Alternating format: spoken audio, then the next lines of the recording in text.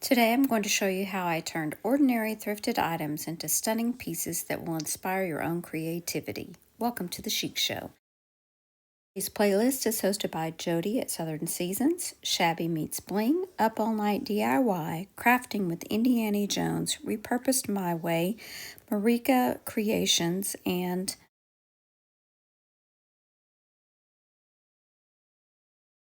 OK at Home DIY. For this next French country look, I'm using this thrifted wood spoon, fusion paint in Chateau, and part of an IOD transfer that I had in my scrap stash. I believe it's the Botanical Anthology. I'm going to paint the entire spoon with the fusion paint.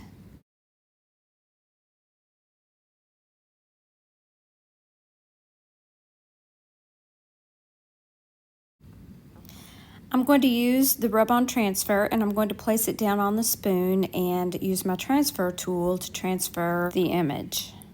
Clearly, I should have cut this into sections, but I didn't. I did make some relief cuts here and there to help me as I transferred each different section, but I would recommend cutting this into sections because you can piece it right back together just like a puzzle. And of course, here's my ever loyal helper. I am using that backing paper just to burnish down all of the transfer to make sure it is adhered nicely. I'll use my finger sander to sand gently over the image just to make sure that it is burnished down, and also it kind of helps it to look like it's always been part of this piece. I embellished it with a coffee stained ribbon and some lace for a shabby chic look.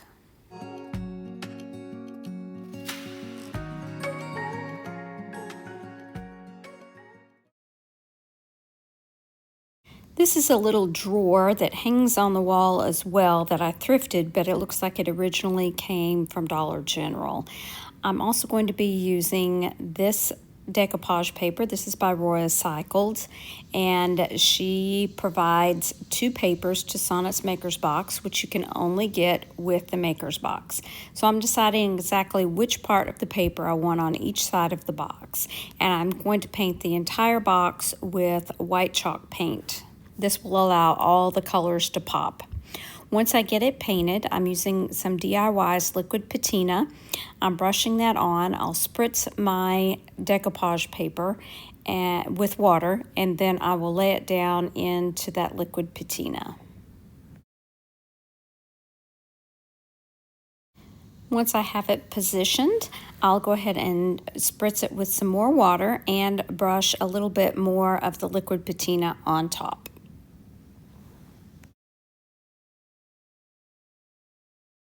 I wanted that side to dry before I went on with the other sides, so I'm going to go ahead and paint the little knob that I did remove. I just had to pull it off. It was glued on and had a couple of little tacks in there to keep it on, but I'm using gold rub and buff to paint that knob.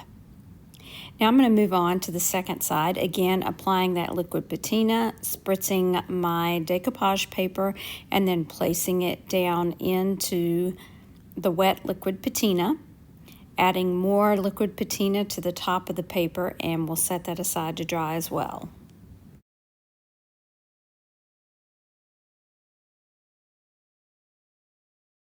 I followed that same process for the third side.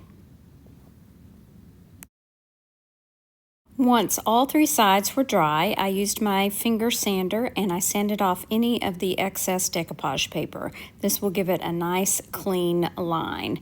Now I decided I wanted to use some of the blue paint from, this was Midnight Blue by Fusion, that was included in Sonnet's Maker's Box. So I went ahead and painted over the edges and the back and bottom of the box with this Midnight Blue.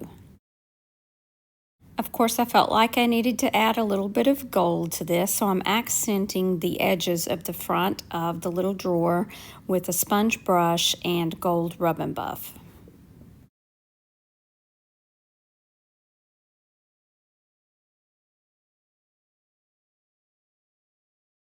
I used Tight Bond Quick and Thick to add the knob back to the front. I took some of my scraps of the gilded transfers from IOD and rubbed them in random places on the box. These transfers finished off this piece nicely.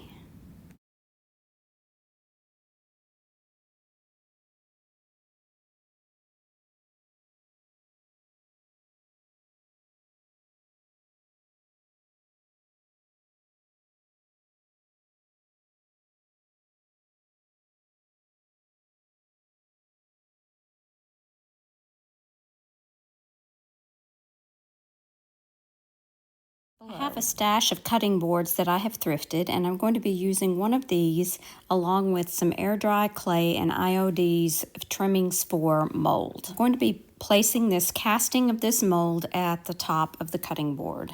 Once I got it positioned like I wanted it, I flipped it over and then I used my craft knife to gently cut around the edges.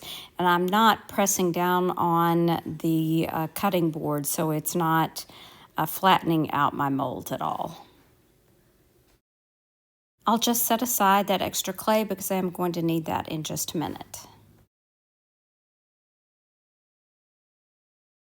Now I'll place that casting back onto my cutting board, and then I used that extra clay to cast another mold with the same trimmings for mold, and I'm just trying to figure out where it would fit best at the top. So I'm turning it around until I find the best fit, and then I'm going to cut around it again, removing that excess clay. And then the little cracks in between, I will just roll up a little bit of clay and fill in those spots. Once I'm ready, I'm going to take some of this Gorilla Glue and I'm going to glue my molds down to the cutting board.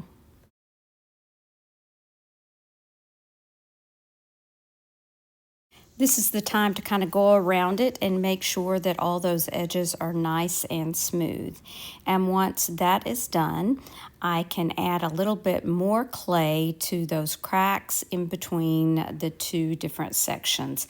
And I'm using just my finger dipped in a little bit of water to smooth out those edges. I painted the entire piece with Debbie's Design Diary DIY paint in Apothecary, and then I used a piece of the IOD Floral Anthology rub-on transfer for the top. So I've cut this to fit. This is just a scrap that I had, and I cut it to fit, and I'm going to do my best to fit it as close to that mold casting as I can. Once that has been completely rubbed down, I went back with my little craft knife and just cut away any excess that was at the top, and then made sure those areas were rubbed down as well. I did have a couple of gaps that I wanted to fill in, so I just used the rest of that transfer and filled those in. When you use a rub-on transfer, you do want to burnish it down into your surface really well. So the backing paper is really a good way to do this. I also like to gently sand over the top of mine. It tends to kind of take away that halo around the sides and it helps it to look more like it's always been a part of the piece.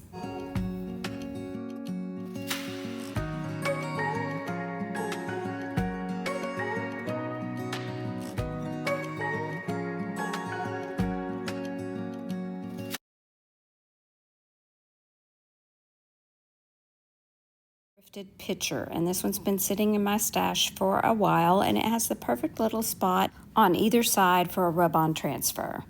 So this one is from The Lover of Flowers by IOD, and I'm just going to rub that transfer on to one side, and then I will add another one to the other side.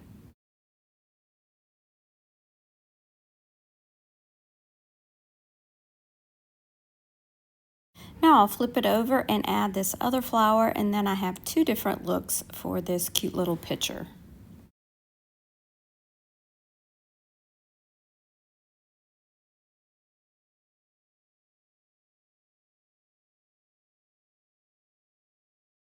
I did go over these framed areas and the transfer with some DIY's Big Top.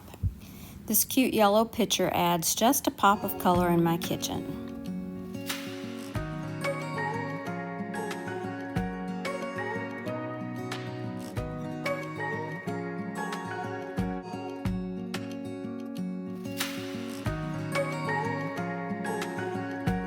would love to know which one of today's projects was your favorite, and I want to remind you to check out our host channels in the description box below, and don't forget to check out the playlist.